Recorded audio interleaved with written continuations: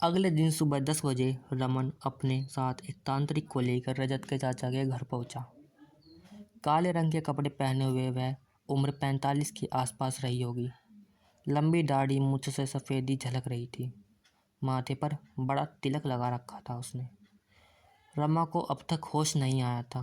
तांत्रिक ने पूरे घर का एक चक्कर लगाया, कुछ बुदबुदाते हुए जगह जगह अभिमंत्र जल छिड़का। उसके बाद बेहोश रमा के दाएं हाथ की अनामिका उंगली को पकड़कर दबाया और आश्चर्यजनक रूप से रमा के एकदम से आंखें खोल दी। उसके होश में आते ही तांत्रिक ने उसके मुंह पर भी एक अभिमंत्रित जल छिड़क दिया। ऐसा करते ही रमा एकदम से उठकर बैठ गई और उसे तांत्रिक की ओर कहर भरी नज़रों से देखने लगी। यह सब देखकर उसकी माँ मंगला और रजत की माँ शांता डर रहे थे। रजत और रमन भी धड़कते दिलों से तांत्रिक की कार्यवाही को देख रहे थे। सभी के मन में यही सवाल था कि क्या रमा ठीक हो पाएगी। कौन है तू? चल, नाम बता अपना। तांत्रिक ने उससे गुस्से की परवाह किए बिना गरज से पूछा। जवाब देने के बजाय रमा के मुंह पर मर्दाना आवाज़ से फिर हंसी सुनाई दी। यह देखकर एक और खड़ी हुई उसकी सहेली पवित्रता भी दहला उठी। तांत्रिका ने फिर उसकी अनामिका उंगली को पकड़कर जोर से भींच दिया। रमा के मुंह से चीख निकल गई। अब भी वह भारी आवाज़ में बोली, बोल, तू कौन है और इस लड़की का पीछा क्यों पड़ा है? तांत्रिक ने फिर से उससे सवाल किया।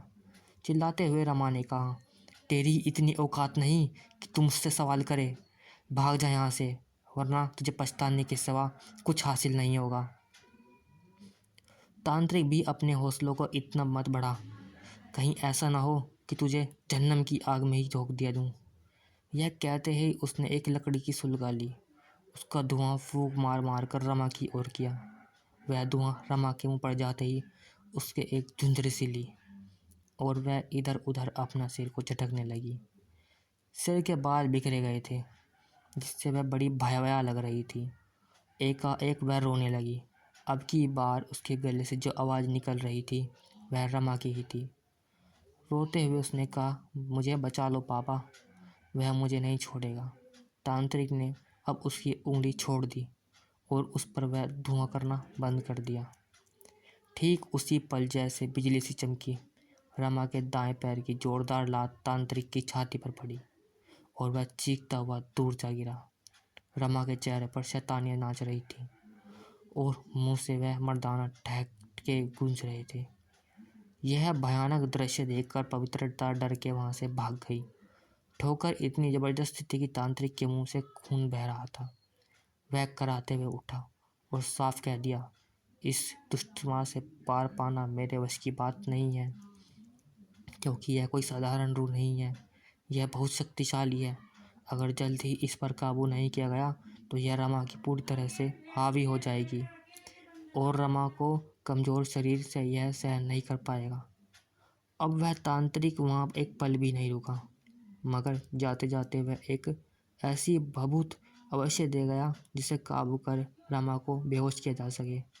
भभूत द्वारा उसे बेहोश कर दिया गया। एक बार फिर से चिंतित हो उठे थे। उनके द्वारा दिया गया एक उपाय निष्फल होता जा रहा था। क्या रमा कभी ठीक हो पाएगी? यह सवाल सभी को बेचैन कर रहा था। रजत के घर की कुर्सी डालकर बैठा था। उसका मन बहुत बेचैन था। रमा पर कब्जे जमाए हुए आत्मा का कोई तो इलाज होगा, इसी बेचैनी में वह खोया हुआ था। तभी उसके कानों में पवित्रता की आवाज़ पड़ी, क्या मैं यहाँ आ सकती हूँ रजत? ख्यालों से बाहर निकलते हुए उसने देखा कि उस पर उड़ने वाली सी थी पवित्रता बैठी हुई थी। उसने देखा कि सबसे ऊपर वाली सीढ़ी पर पवित्रता खड़ी थी। हाँ हाँ, क्यों नहीं, आओ पवित्रता, रजत के मुंह से निकला। वह भी एक दूसरी कुर्सी पर रजत के निकट ही बैठ गई। मैं तुम्हें कुछ बताना चाहती हूँ जो मैंने सबसे छिपाया है। पवित्रता की इस बात से चौंक सा गया रजत। ऐसा क्या बताना चाहती है पवित्रता? आखिर क्या छिपाया है उसने? ऐसे कई सवाल रजत के मन में घूम रहे थे।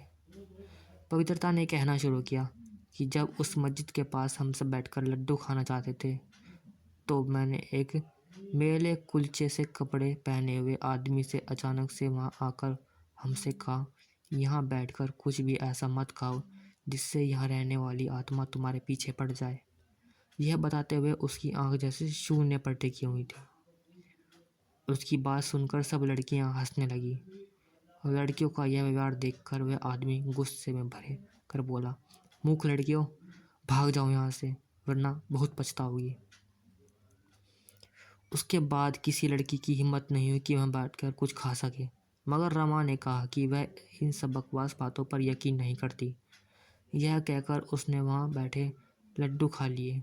कहते हैं कि दुष्ट आत्माएं मीठा खाए हुए आदमी की तरफ बहुत जल्दी आकर्षित होती हैं। उस दिन से ही रमा की जिंदगी नरक बन गई है। काश रमा उस आदमी की बातें मान लेती तो शायद आज यह दिन नहीं देखना पड़ता। यह सब बताते हुए पवित्रता बहुत उदास नजर आने लगी थी। उसकी बातें ध्यान से सुनने के बाद रजत ने उससे कहा कि जिसके पास तुम अच्छे दोस्त हो उसको शैताना कुछ भी नहीं बिगाड़ पाएगा। क्या मैं भी तुम्हारा दोस्त बन सकता हूँ? पवित्रता ने कहा, रमा हरदम तुम्हारी बहुत तारीफ करती थी। उसकी नज़र से तुम दुनिया के सबसे अच्छे भाई हो। मुझे भी खुशी होगी आप जैसा दोस्त पाकर। दोनों ने आपस में हाथ मिलाया। अब पवित्रता ने रजत से विदा ली। जाते वक्त उसने उसके पीछे मुड़कर देखा तो रजत को भी अपनी ओर देखते हुए पाया। यह देखकर वह थोड़ा मुस्कुराई और वहाँ से चली गई। रात का गहन अंधकार चारों ओर फैल चुका था। रमा को अब भी होश नहीं आया था। शंभू, मंगला और शांता अपने कमरे में सोने के लिए चले गए थे। रजत रमा के पास ही कुर्सी पर बैठा हुआ था। लगभग 10 बजे तक वह वहाँ जागता रहा, मगर उसके बाद उसकी आंखें नींद से बेवजह होने लगी। वह कुर्सी पर लेटे हुए ही सो गया। उसके सोने के कुछ देर बाद ही रमा ने अपनी आंखें खोली और इधर उधर का निरीक्षण करने लगी। उसके हाव भाव कुछ ठीक नहीं लग रहे थे। वह बिस्तर से उतरकर अंगड़ाई लेने लगी। एक नज़र उसने सोए हुए रजत पर डाली और कमरे से बाहर निकल गई। इसके 10 या 15 मिनट बाद ही पूरे मकान में एक चीख गूंजती नजर आई। चीख इतनी तेज थी कि रजत भी कदम से जाग गया। जागते ही सबसे पहले उसकी नज़र रमा के बिस्तर की ओर गई, जहाँ पर रमा नहीं थी। हड़बड़ाकर वह कमरे से बाहर भागा। बाहर निकलते ही उसकी नज़र अपने चाचा शंभू पर पड़ी। अब दोनों मिलकर रमा को ढूंढने लगे। किसी अनहोनी की आशंका से दोनों के दिल तेजी से धड़क रहे थे। ढूंढते हुए जब रजत किचन में पहुंचा तो हैरान रह गया। सामने फर्श पर रमा पड़ी हुई थी। उसकी कटी हुई कलाई से खून बह रहा था। फर्श लाल हो चुका था। उसे थोड़ी दूर पर चाकू पड़ा हुआ था। दोनों ने भागकर उसे संभाला और डॉक्टर को जल्दी से फ़ोन किया।